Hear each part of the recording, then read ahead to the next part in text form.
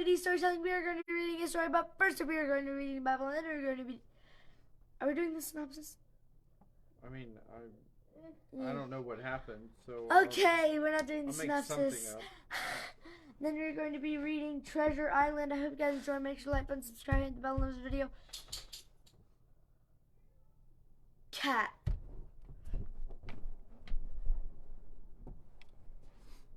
I don't know what that means. In the hat. Cat in the hat, he says. Okay. Cat in the hat, he says. All right. Excuse me. All right. Sorry. Hi. I'm going to read a story, but first we're going to be reading chapter 14 of 1 Corinthians, which is kind of long. So I'm going to go ahead and get started. This is the English Standard Version. Let me begin. Pursue love and earnestly desire the spiritual gifts, especially that you may prophesy. For one who speaks in a tongue speaks not to men, but to God. For no one understands him, but he utters mysteries in the Spirit. On the other hand, the one who prophesies speaks to people for their upbuilding and encouragement and consolation. The one who speaks in a tongue builds up himself, but the one who prophesies builds up the church. Now I want you all to speak in tongues, but even more to prophesy. The one who prophesies is greater than the one who speaks in tongues, unless someone interprets, so that the church may be built up. Now, brothers, if I come to you speaking in tongues, how will I benefit you unless I bring you some revelation or knowledge or prophecy or teaching? If even lifeless instruments such as the flute or the harp do not give distinct notes, how will anyone know what is played?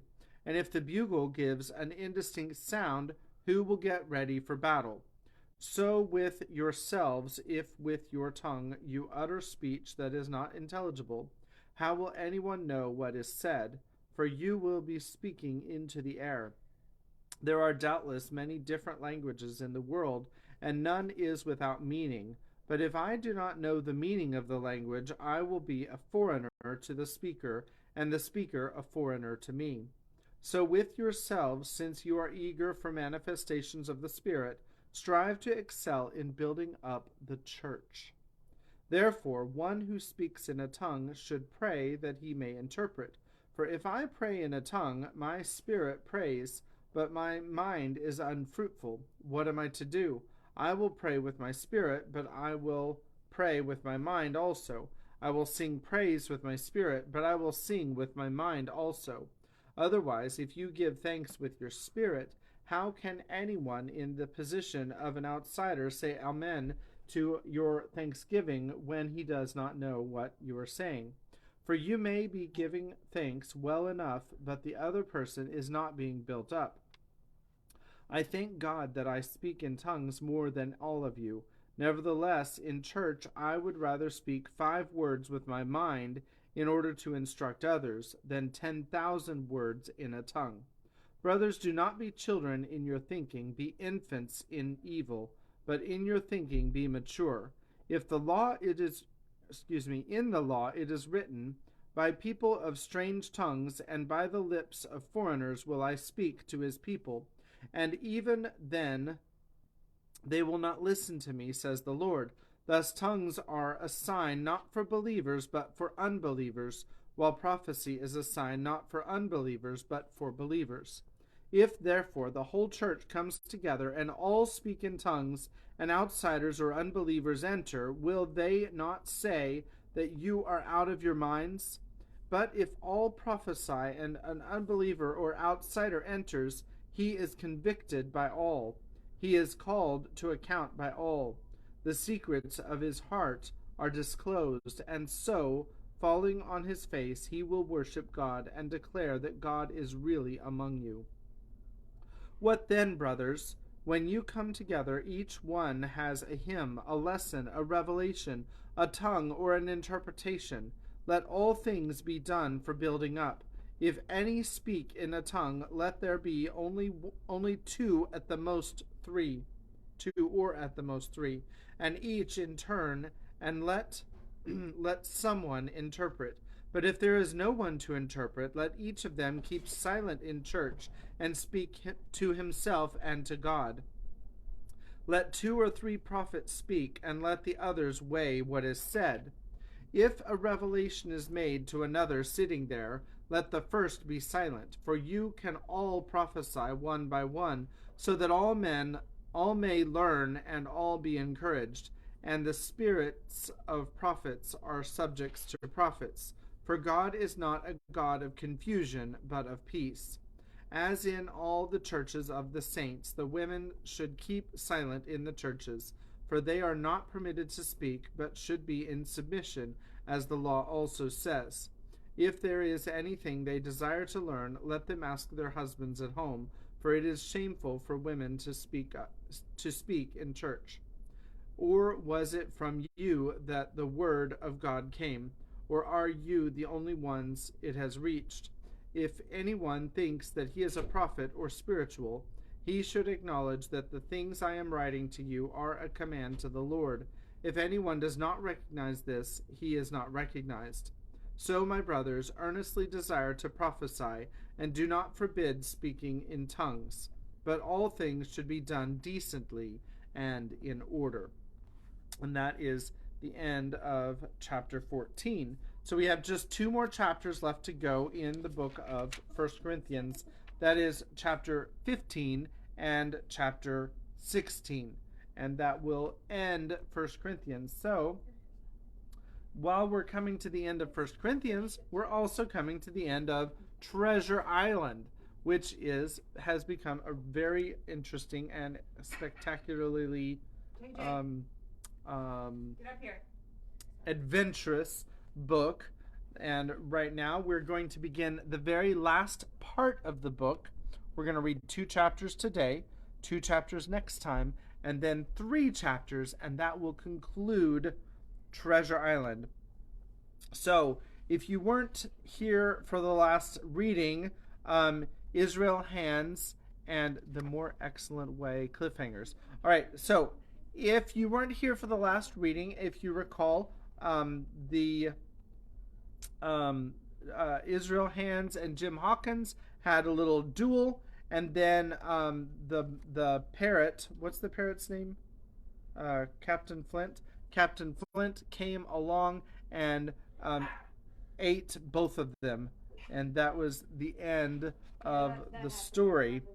Yeah, JJ just said that happened. He remembers it. So if you want to find out what really happened, sorry, we don't have our actual synopsizer here today, but we will, starting for the next book, we will have an actual synopsizer, and you can, of course, listen to the last installment. So for now, we're going to go on with chapter 28, In the Enemy's Camp. And like I said, this is the beginning of part 6, Captain Silver, and this is chapter 28, In the Enemy's Camp.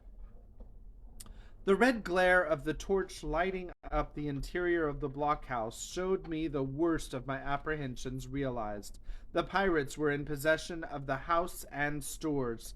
There was a cask of cognac, there were the pork and bread, and as before, and what tenfold increased my horror, not a sign of any prisoner. I could only judge that all had perished, and my heart smote me sorely that I had not been there to perish with them. There were 6 of the buccaneers, all told. Not another man was left alive. 5 of them were on their feet, flushed and swollen, suddenly called out of the first sleep of drunkenness. The 6th had only risen upon his elbow. He was deadly pale, and the blood-stained bandage round his head told that he had recently been wounded, and still more recently dressed. I remembered the man who had been shot, and had run back among the woods in the great attack, and doubted not that this was he. The parrot sat preening her plumage on Long John's shoulder. He himself, I thought, looked somewhat paler and more stern than I was used to. He still wore the fine broadcloth suit in which he had fulfilled his mission, but it was bitterly the worse for wear, daubed with clay and torn with the sharp briars of the wood. "So," said he, "here's Jim Hawkins, shiver me timbers! Dropped in like, eh? Well, come, I take that friendly. And thereupon he sat down across the brandy cask and began to fill a pipe. Give me a loan of the link, Dick, said he, and then, when he had a good light, that'll do, lad, he added. Stick to the glen in the wood heap, and you, gentlemen, bring yourselves to. You needn't stand up for Mr. Hawkins. He'll excuse you.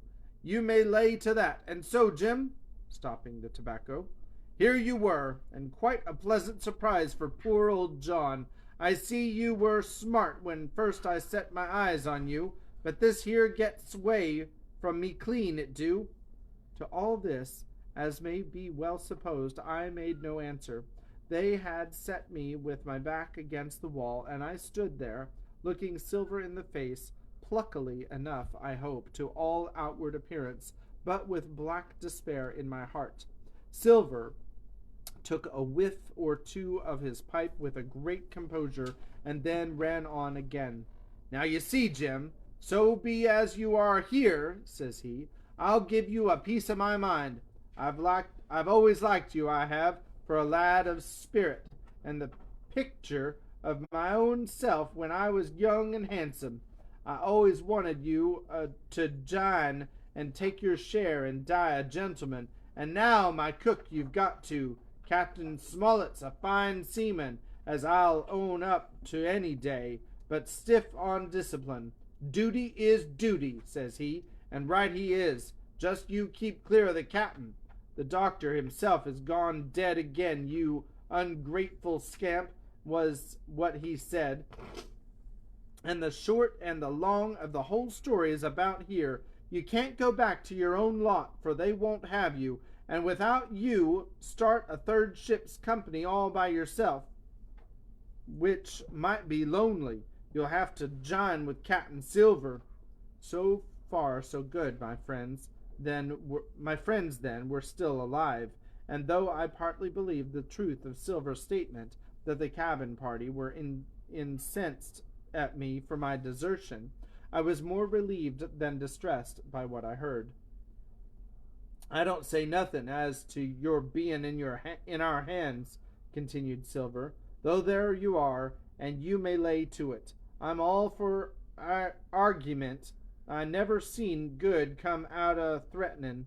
If you like the service, well, you'll jine, and if you don't, Jim, why, you're free to answer no, free and welcome, shipmate, and if fairer can be said by mortal seaman, shiver my sides. Am I to answer, then? I asked, with a very tremulous voice.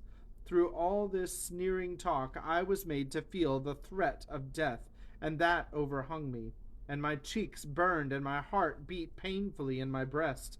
Lad, said Silver, no one's a-pressing of you. Take your bearings. None of us won't hurt you, mate. Time goes so pleasant in your company, you see. Well, says I, growing a bit bolder, if I am to choose, I declare I have a right to know what's what, and why you're here, and where my friends are. What's what? Repeated one of the buccaneers in a deep growl. He'd be a lucky one as knowed that.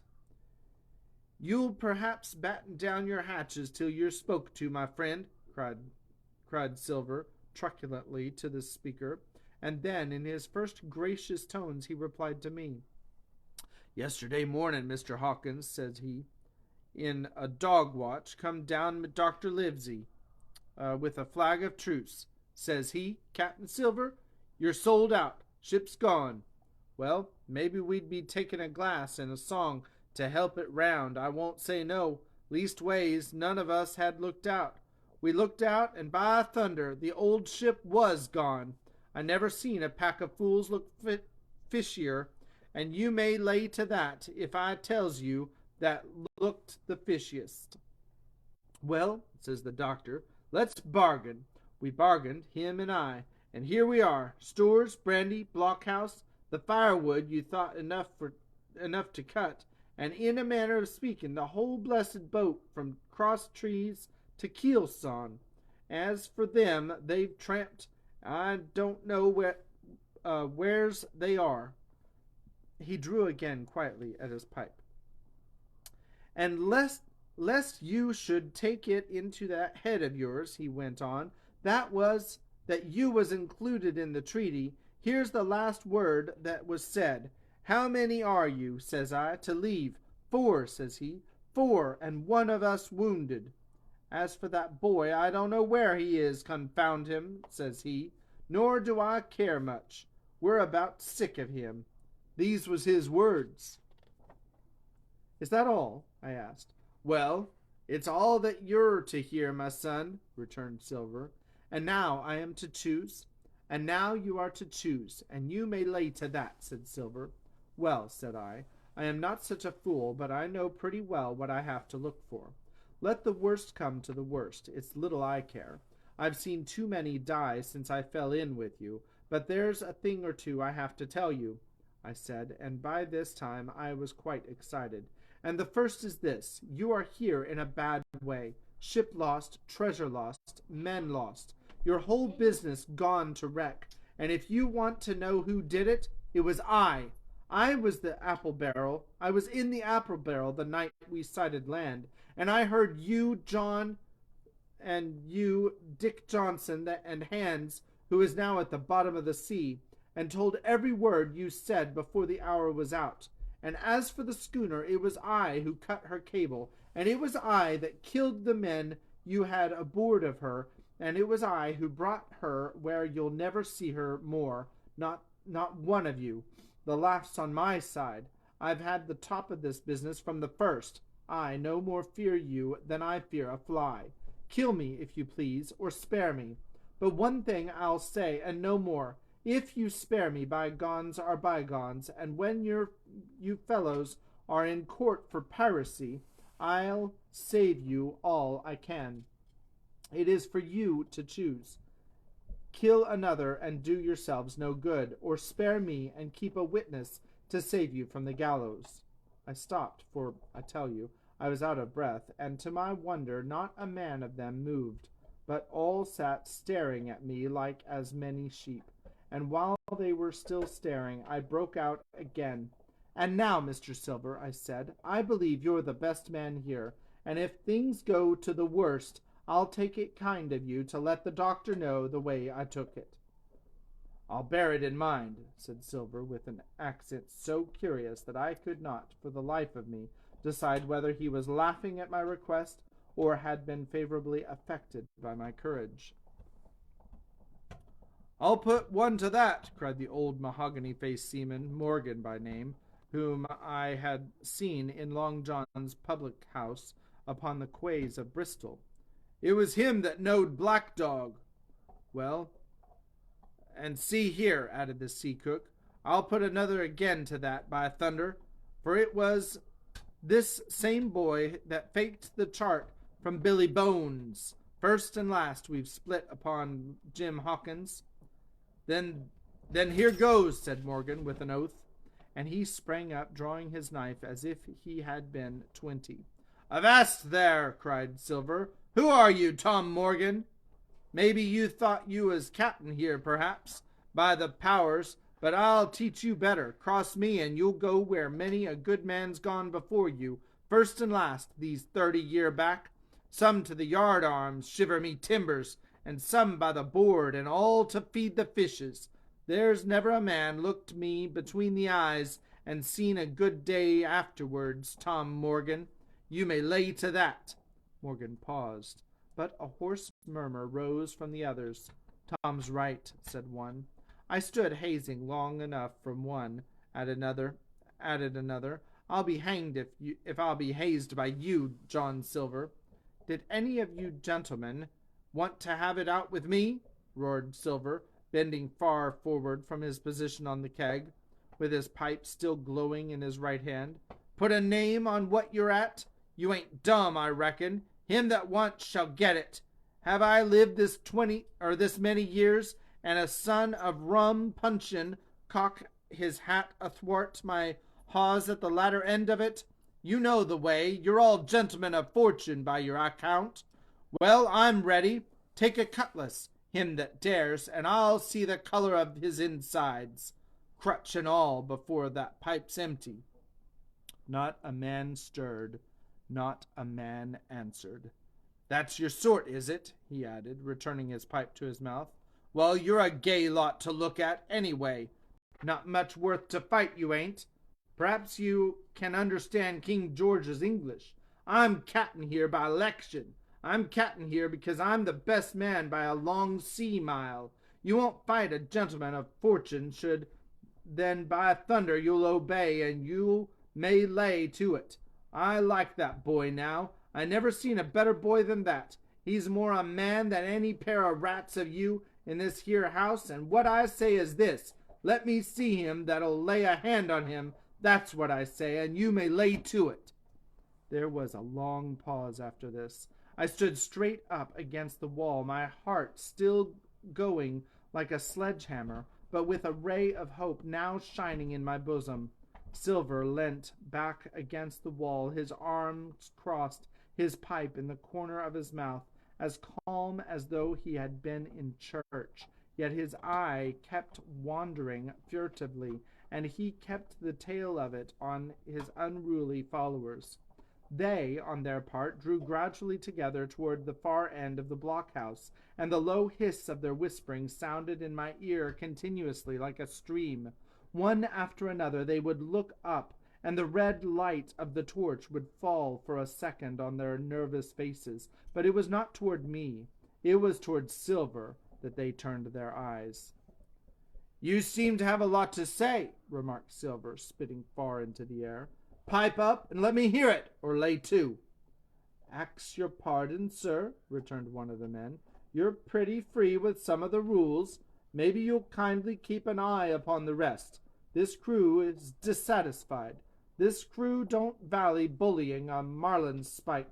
This crew has its rights like other crews. I'll make so free as that, and by your own rules I'll take it we can talk together. I ax your pardon, sir, acknowledging you for to be capting at this present, but I claim my right and steps outside for counsel. And with an elaborate sea salute, this fellow, a long, ill-looking, yellow-eyed man of 35, stepped coolly toward the door and disappeared out of the house. One after another, the rest followed his example, each making a salute as he passed, each adding some apology, according to the rules, said one. Forecastle counsel, said Morgan. And so, with one remark or another, all marched out and left Silver and me alone with the torch. The sea cook instantly removed his pipe. Now look here, you, Jim Hawkins, he said in a steady whisper that was no more than audible. You're within half a plank of death, and what's a long sight worse, of torture. They're going to throw me off. But you mark, I stand by you through thick and thin. I didn't mean to, no, not till you spoke up. I was about desperate to lose that much blunt and be hanged into the bargain. But I see you was the right sort. I says to myself, you stand by Hawkins, John, and Hawkins'll stand by you. You're his last card, and by the living thunder, John, he's yours. Back to back, says I. You save your witness, and he'll save your neck. I began dimly to understand. You mean all's lost? I asked. Aye, by gum, I do, he answered. Ship gone, neck gone, that's the size of it. Once I looked into that bay, Jim Hawkins, and seen no schooner. Well, I'm tough, but I gave out. As for that lot and their counsel, mark me, they're outright fools and cowards. I'll save your life, if so be I can, from them. But see here, Jim, tit for tat, you saved Long John from swinging. I was bewildered. It seemed a thing so hopeless he was asking. He, the old buccaneer, the ringleader throughout. What can I do? That I'll do, I said. What I can do, that I'll do, I said. It's a bargain, cried Long John. You speak up plucky, and by thunder, I've a chance. He hobbled to the torch, where it stood propped among the firewood, and took a fresh light to his pipe. Understand me, Jim, he said, returning. I've a head on my shoulders, I have. I'm on Squire's side now. I know you've got that ship safe somewheres. How you done it, I don't know, but safe it is.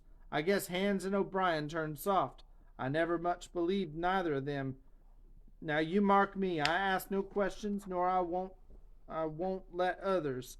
I know when a game's up, I do, and I know a lad that's staunch. Ah, that's young. You and me might have done a power of good together. He drew some cognac from the cask into a tin canister. Will you taste, messmate? He asked, and when I had refused, well, I'll take a drain myself, Jim, said he. I need a caulker, for there's trouble on hand, and talking of trouble, why did that doctor give me the chart, Jim? My face expressed a wonder so unaffected that he saw the needlessness of further questions. Ah, well, he did, though, said he, and there's something under that, no doubt, something surely under that, Jim, bad or good. And he took another swallow of the brandy, shaking his great fair head like a man who looks forward to the worst. And now we're on to chapter 29, The Black Spot Again. The council of the buccaneers had lasted some time when one of them re-entered the house, and with a repetition of the same salute, which had in my eyes an ironical air, begged for a moment's loan of the torch. Silver briefly agreed, and this emissary retired again, leaving us together in the dark. There's a breeze coming, Jim, said Silver, who had by this time adopted quite a friendly and familiar tone. I turned to the loophole nearest me and looked out. The embers of the great fire had so far burned themselves out, and now glowed so low and duskily that I understood why these conspirators desired a torch. About halfway down the slope to the stockade they were collected in a group. One held the light, another was on his knees in their midst, and I saw the blade of an open knife shine in his hand with varying colors in the moon and torchlight. The rest were all somewhat stooping, as though watching the maneuvers of this last. I could just make out that he had a book as well as a knife in his hand, and was still wondering how anything so incongruous had come in their possession when the kneeling figure rose once more to his feet, and the whole party began to move together toward the house. Here they come, said I, and I returned to my former position, for it seemed beneath my dignity that they should find me watching them. Well, let 'em come, lad, let 'em come, said Silver cheerily. I've still a shot in me locker. The door opened, and the 5 men standing huddled together just inside pushed one of their number forward. In any other circumstances it would have been comical to see this slow advance, hesitating as he set down each foot, but holding his closed right hand in front of him. Step up, lad, cried Silver. I won't eat you. Hand it over, lubber. I know the rules, I do. I won't hurt a deputation.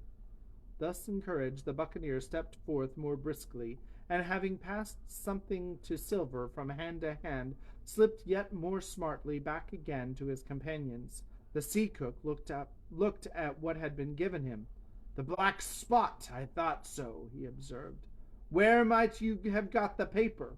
Why, hillo, look here now, this ain't lucky. You gone and cut this out of a Bible. What fools cut a Bible? Ah, there, said Morgan. There. What did I say? No good'll come of that, I said. Well, you've about fixed it now among you, continued Silver. You'll all swing now, I reckon. What soft-headed lubber had a Bible? It was Dick, said one. Dick, was it? Then Dick can get to prayers, said Silver. He's seen his slice of luck, has Dick, and you may lay to that. But here the long man with the yellow eyes struck in. Belay that talk, John Silver, he said. This crew has tipped you the black spot in full council, as in duty bound. Just you turn it over, as in duty bound, and see what's wrote there. Then you can talk. Thank ye, George, replied the sea cook. You always was brisk for business, and has the rules by heart, George, as I'm pleased to see. Well, what is it, anyway? Ah, deposed, that's it, is it? Very pretty wrote, to be sure, like print, I swear. Your hand a right, George? Why, you is getting quite a leading man in this here crew. You'll be captain next, I shouldn't wonder. Just oblige me with that torch again, will you? This pipe don't draw." "Come now," said George, "you don't fool this crew no more. You're a funny man by your account, but you're over now, and you'll maybe step down off that barrel and help vote." "I thought you said you knowed the rules," returned Silver contemptuously. "Leastways, if you don't, I do, and I wait here, and I'm still your captain, mind, till you outs with your grievances, and I reply. In the meantime, your black spot ain't worth a biscuit. After that, we'll see." "Oh," replied George, "you don't be under no kind of apprehension. We're all square, we are. First, you've made a hash of this cruise. You'll be a bold man to say no to that. Second, you let the enemy out of this here trap for nothing. Why did they want out? I don't know, but it's pretty plain they wanted it. Third, you wouldn't let us go at them upon the march. Oh, we see through you, John Silver. We want to play booty. That's what's wrong with you. And then fourth, there's this here boy." "Is that all?" asked Silver quietly. "And enough, too," retorted George.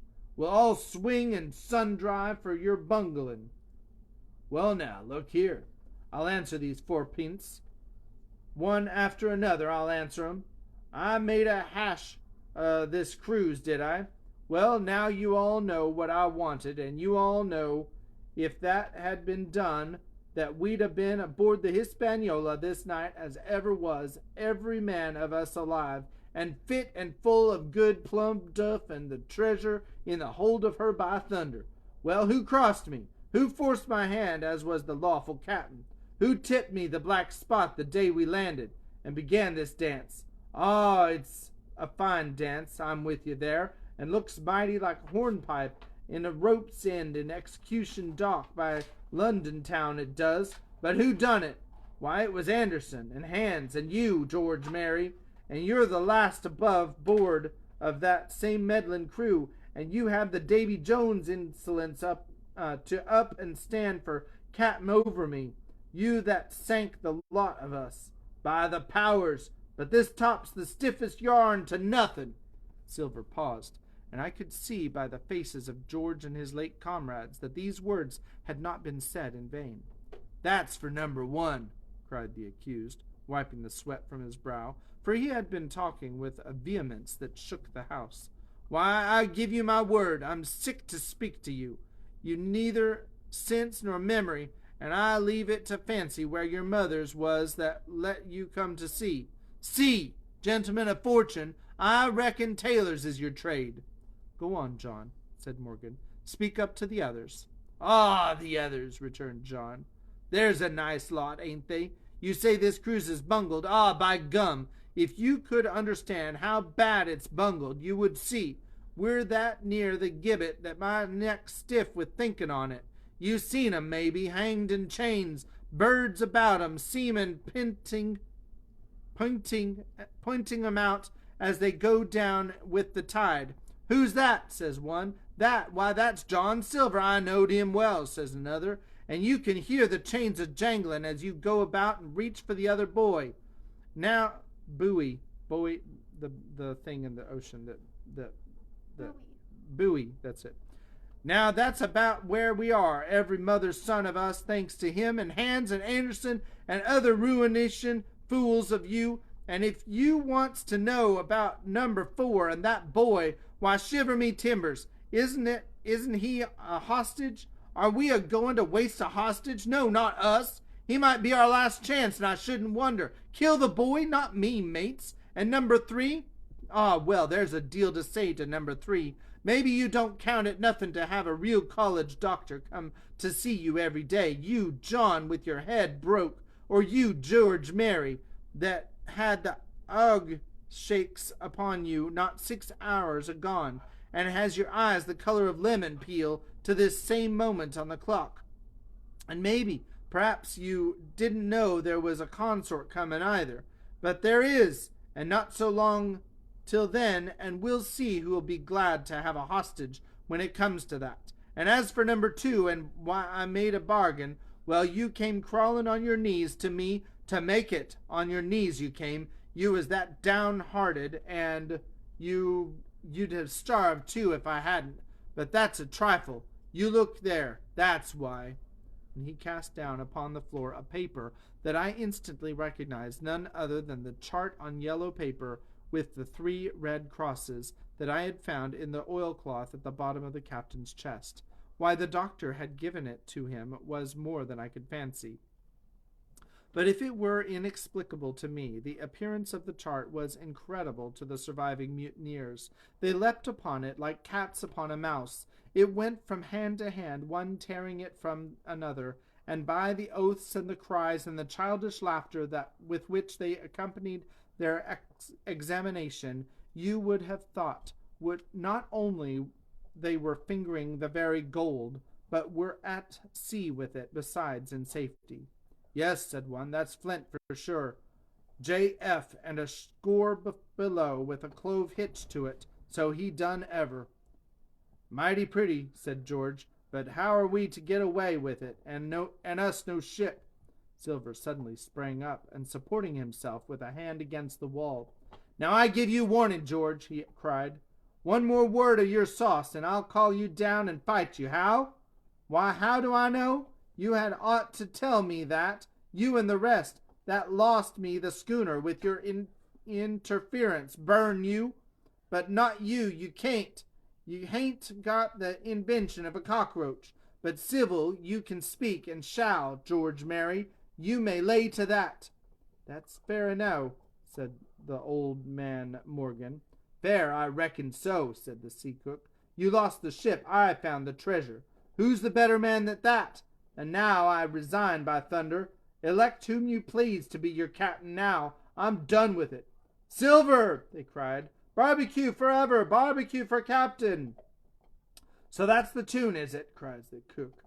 George, I reckon you'll have to wait another turn, friend, and lucky for you I'm not a revengeful man. But that was never my way. And now, shipmates, this black spot. 'Tain't much good now, is it? Dick's crossed his luck and spoiled his Bible, and that's about all. It'll do to kiss the books on it. It'll do to kiss the book on still, won't it? Growled Dick, who was evidently uneasy at the curse he had brought upon himself. A Bible with a bit cut out? Returned Silver derisively. Not it. I don't bind no more in a ballad book. Don't it, though? Cried Dick with a sort of joy. Well, I reckon that's worth having, too. Here, Jim, here's a curiosity for you, said Silver, and he tossed me the paper. It was round, about the size of a crown piece. One side was blank, for it had been the last leaf. The other contained a verse or two of Revelation. These words, among the rest, which struck sharply home upon my mind, without are dogs and murderers. The printed side had been blackened with wood ash, which already began to come off and soil my fingers. On the blank side had been written with the same material on the one word, deposed. I have that curiosity beside me at this moment, but not a trace of writing now remains beyond a single scratch, such as a man might make with his thumbnail. That was the end of the night's business. Soon after, with a drink all round, we lay down to sleep, and the outside of Silver's vengeance was to put George Mary up for sentinel, and threaten him with death if he should prove unfaithful. It was long ere I could close an eye, and heaven knows I had matter enough for thought in the man whom I had slain that afternoon, in my own most perilous position, and above all in the remarkable game that I saw Silver now engaged upon, keeping the mutineers together with one hand, and grasping with the other, after every means possible and impossible, to make his peace and save his miserable life. He himself slept peacefully, and snored aloud, yet my heart was sore for him, wicked as he was, to think on the dark perils that environed and the shameful gibbet that awaited him. And that is the end of chapter 29. Next time we'll read chapters 30 and 31. The first word of chapter 30 is I, and the title is On Parole. So we will read that again. Again, that'll be for next time. So I hope that you're enjoying the story, Treasure Island by Robert Louis Stevenson, and we'll see you next time. God bless you, and adieu.